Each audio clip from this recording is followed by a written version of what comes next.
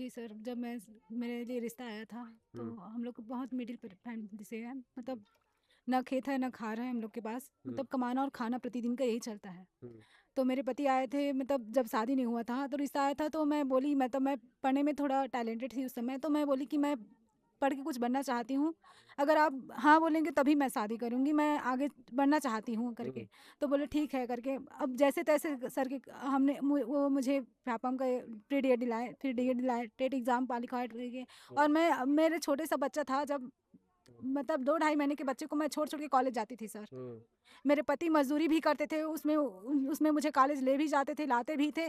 सब exam CTET, TET सब qualified किए सर, और अभी मेरा फर्स्ट डिवीज़न है, हुँ। 65.2967 है। तो मैं कैसे करूँ बताइए? अभी मुझे मजबूर कर रहे हैं सरकार आत्मदाह करने के लिए। मेरे 2-2 बच्चे हैं सर, रोज़ रोते हैं, आओ मम्मी आओ करके।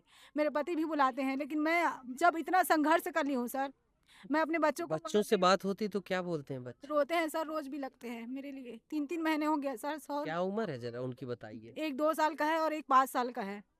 अब यहाँ मैं मजबूर हूँ, यहाँ अपने बच्चों के भविष्य के लिए, और मैं अपने हक के अधिकार के लिए लड़ रही हूँ।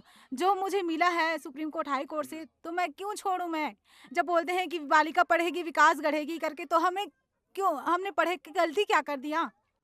मैं खुद खेत जाती थी सर, वहाँ से आने के बाद पढ़ाई करती थी रात-रात। मेरे पति मज़दूरी करते थे, वहाँ से आने के बाद जो कॉलेज का खर्चा रहता था उनको देते थे। अभी मेरे 2 साल का बच्चा है, रोज़ कॉल करते हैं सर तुत्ती भाषा में कि मम्मी आ जाओ घर करके।